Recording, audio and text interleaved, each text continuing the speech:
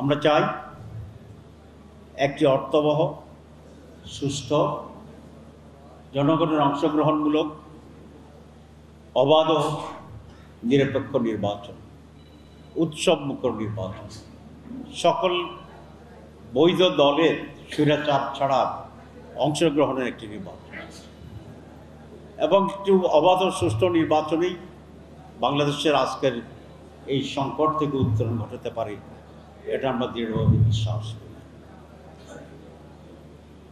এবং এই নির্বাচনের আগে কয়েকটি বিষয় আমাদেরকে অ্যাড্রেস করতে হবে। প্রথম হচ্ছে লেভেল প্লেইং ফিল্ড তৈরি করতে হবে। আমরা যে সংস্কার করেছি দীর্ঘদিন ধরে রাজনৈতিক দলগুলো, এবং সংস্কারে আমরা অনেকটি বিষয় ঐক্যমত্য পোষণ করেছি।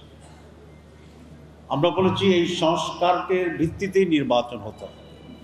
শহীদ প্রেসিডেন্ট জিয়াউর রহমান যে হানা ভোট করেছিলেন তখন কিন্তু পার্লামেন্ট ছিল, কনস্টিটিউশন ছিল না, এটা সাসপেন্ড। পরে যে উনি রাজনীতি আসলেন সেটাও ছিল না, প্রোক্লেমেশনের মাধ্যমে এটা হয়েছে। আমরা শহীদ জিয়ার সেই দলকে অনুরোধ করব তারা যেন শহীদ জিয়ার যেভাবে সেখানে ভোট করেছিলেন, প্রোক্লেমেশন করেছিলেন, সেটাকে ফলো করে এবারের যে সমস্ত সংস্কারের আমরা একমত হয়েছে, including BNP, Jamaat Islami, NCP, ইসলামী দল, অন্যান্য দল, সেটাকে ভিত্তির মাধ্যমেই আগামী নির্বাচন অনুষ্ঠান করার ক্ষেত্রে তারা পজিটিভ ভূমিকা নেবে।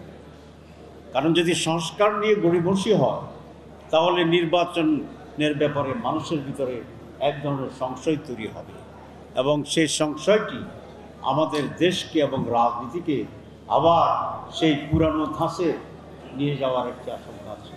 আমরা যে ভোরের আলো দেখছি সেটা আবার ঘন কালো অন্ধকারে আচ্ছন্ন হয়ে যাওয়ার আশঙ্কাটি থেকে যাচ্ছে।